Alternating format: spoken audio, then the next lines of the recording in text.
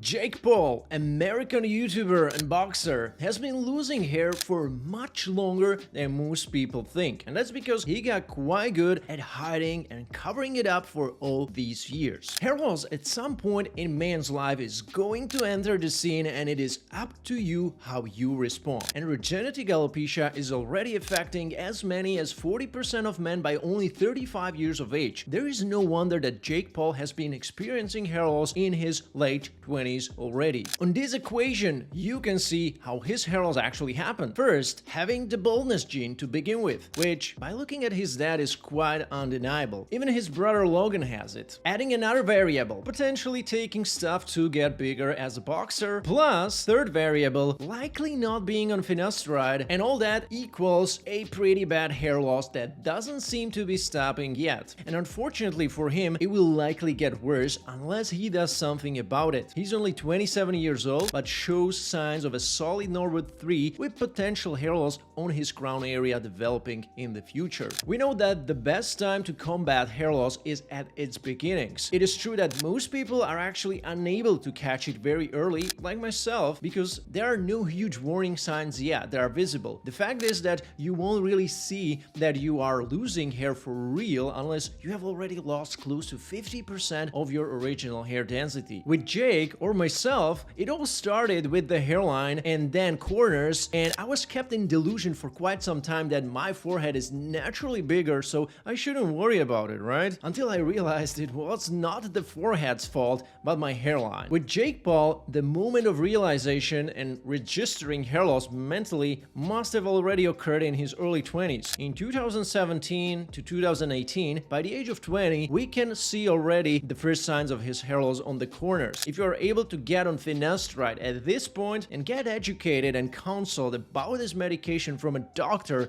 in a way that is not going to scare the hell out of you, then you will be fine. Ashton Kutcher did it. In fact, he used dutasteride, even more potent version of finasteride, but also many other celebrities have done it. We have covered on this channel. They chose this path first, and that helped them retain their hair for a long time while avoiding or even postponing their surgical hair restoration, which nowadays many guys rush into as a first option, which is incorrect. Honestly, I don't think Jake has used finasteride. I never heard him confirming that, at least. But by the attitude he has shown towards getting his hair back, let's play the clip. It's a game. Your hair is moving. It's moving away from your head. Hey, bro, I'm going to Turkey soon, okay?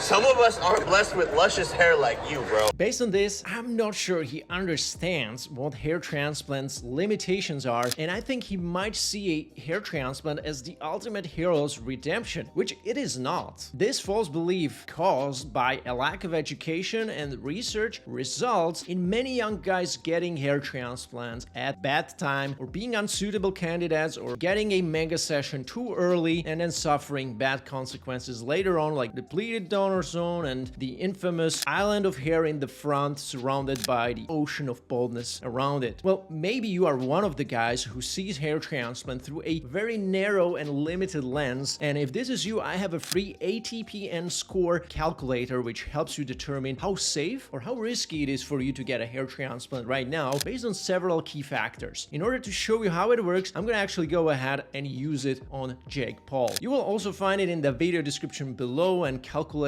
your own score after watching this video. Now, it is called ATPN score. A stands for age, T for treatment compliance or finasteride compliance, P is progression of hair loss, and N prevailing Norwood class of your male relatives. Now, age, Jake is 27, so he gets 1 point only. You get more points as you age. Very young age is definitely a big risk factor in general for a hair transplant. Now, moving on to T, treatment compliance or finasteride compliance. He gets 0 because Jake has not been using finasteride, or at least I have not seen him confirming that. Now, moving on to P, progression of hair loss in the last 2 years. You can get up to 2 points in this category if you had no progression. But in Jake's case, the progression was noticeable and it was not slow either, so he gets 0 points, 1 point for a slow progression. The point system is explained also in the sheets below, so check it out after watching this video. I'm not gonna get into it so much. Now the last one is Norwood class of his male relatives. So for example, by looking at his dad only, we can see that he's a solid Norwood 6, which means Jake gets 0 points in this category as well. So in total, Jake gets only 1 out of 10 points. He could get a hair transplant, but it would be a really risky decision at this current condition, mainly because he has not sorted out how to stabilize his hair loss yet, plus he's relatively young anyways. And although this indicator does not include everything you need to determine how effective a hair transplant can be for you in the long run and how suitable you ultimately are, because it doesn't include the donor hair follicle density per centimeter square of your sides and back, and also, you know, how long and wide they are, it will nonetheless give you a pretty good insight into how to move forward and which things to optimize for before running into the operation chair and have your head prematurely grafted by a Turkish hair transplant force or any other force worldwide that does that surgery. So if you are seriously considering a hair transplant right now, I highly recommend you to go into the details in the video description, where you can also find my best hair transplant eligibility checker online. Watching this video or not will make a difference whether your hair transplant will be a long-term success or long-term failure. So make sure you watch it really. Now, the best thing Jake could do right now to maximize his hair transplant success in the long run is to get on finasteride and later make a detailed assessment of his donor region and other parameters before planning his ultimate hair transplant strategy. That was it for this video, guys. Thank you so much for watching. For all of you who are interested in my one-on-one consulting services, check out the link in the video description below, where you can learn more about how I can help you out one-on-one